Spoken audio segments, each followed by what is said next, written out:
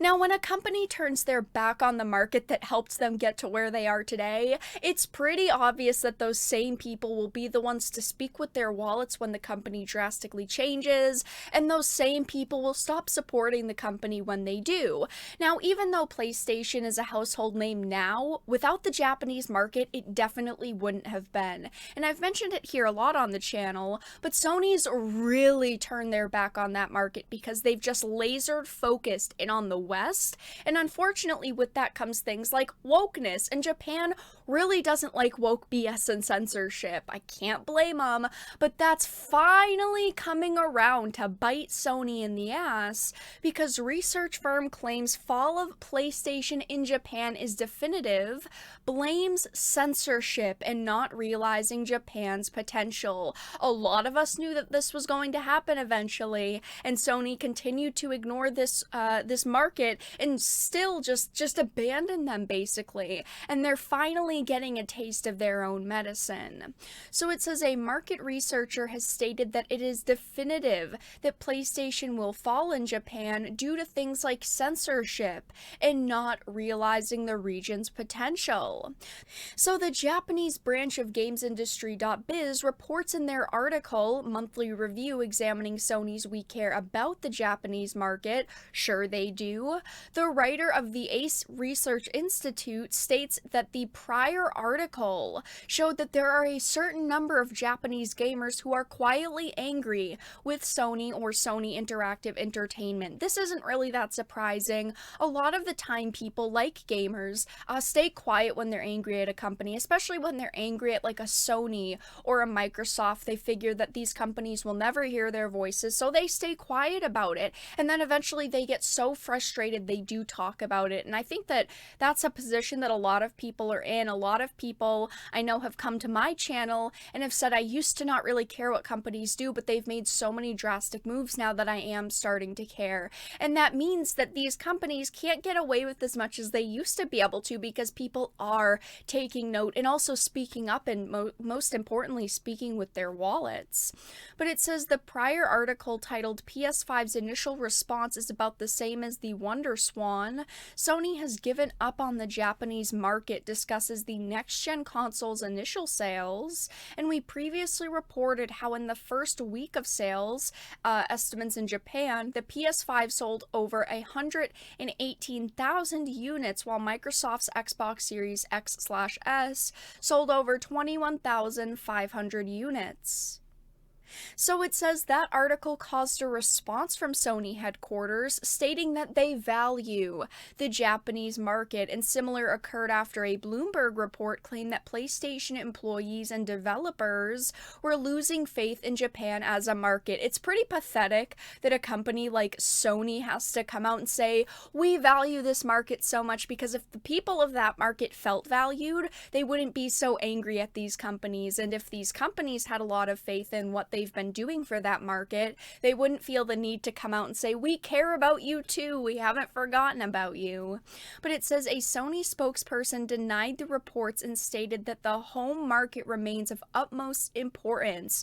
Sony Interactive Entertainment CEO Jim Ryan also dismissed the claims as inaccurate, and the region remains incredibly important to us.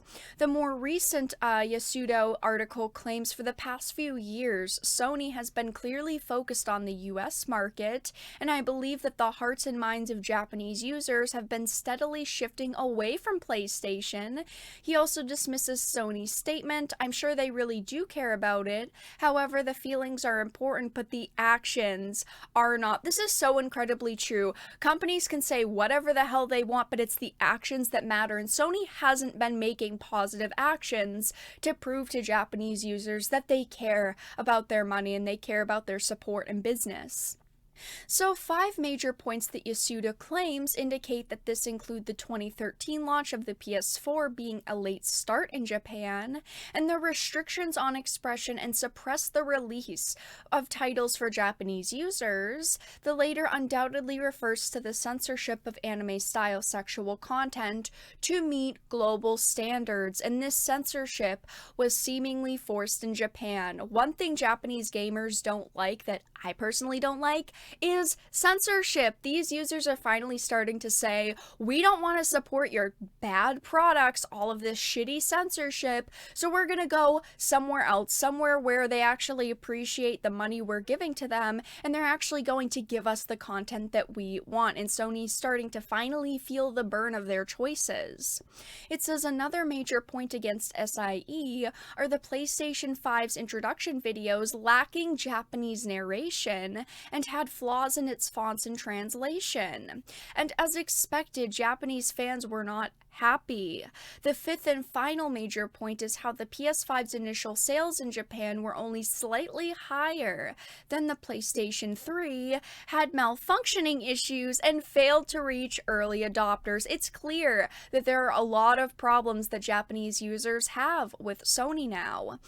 Yasuda admits that while the almost worldwide launch of the PS5 is proof against his case, he claims that it was in response to Microsoft's efforts to capture the Japanese market, and even so, he still feels that Japan is being treated as a tier 2 region or second place. I'm not even a Japanese gamer, and I can clearly see that Sony's definitely treating them like a tier 2 region or a second place region, because they've shifted all of their focus to Western audiences, and they think that with that means censorship, and we have to be careful of their delicate Western sensibilities, and it's very unfortunate, but I've talked about it a ton on the channel, but Sony censors tons of Japanese games now, and it started when they moved, SIE's base to California. I wholeheartedly believe that this was kind of the cause of their downfall, which sucks because I used to be a huge Sony fangirl, but when that happened and they started going crazy with censorship, they lost shit tons of respect from me, and I know a lot of other people.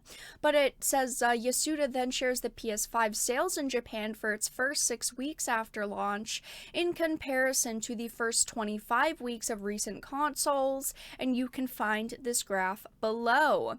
It says with an estimated total of 240,000 units, the lowest opening for a Sony console ever, he feels it is too low, especially when combined with the low penetration in the Japanese market. From this graph, can you sense Sony's intention to succeed in the Japanese market? For Ace Research Institute, it's hard to see. So I wanted to read one final paragraph from this article. It says, does it look like Japan is a market where game consoles are not selling well? It's a market that can sell more than 20 million units with a little ingenuity. Dismissing the market because photorealistic games are not mainstream or because dedicated consoles are not selling well seems to be a big problem from a business perspective, but I don't feel a strong will from Sony, and also the reactions of the capital market seem to be that all they need is the news that the PlayStation 5 is selling well, and they don't seem to have any problem with the decline of the Japanese market. With Sony being censorship happy and focusing on catering to specific types of audiences in the West, plus with other issues we have with Sony, it's no surprise that they're failing in Japan now, and I really hope that it feels bad for Sony because so many people loved Sony, so many people cared about Sony and their products, and now because of things like censorship, slowly but surely people have realized we don't want to support a company that's doing this, and we don't like the shitty things that they're doing. Now, I'm sure that that won't happen, and I'm sure that Sony won't really feel the burn of this, but we can only hope that it would, so maybe they can change for the better. I always like to see companies change, and especially go back to their roots, and in this case, I would love for Sony to go back to what they used to stand for. I would love for Sony to kind of redeem themselves, but I really don't see that happening. So let everyone know your thoughts in the comment section down below. If you enjoyed this video, please make sure to give it a like and share it. And of course, if you didn't, make sure to give it a dislike. I appreciate your support either way, but I will talk to you all again in the next video really soon.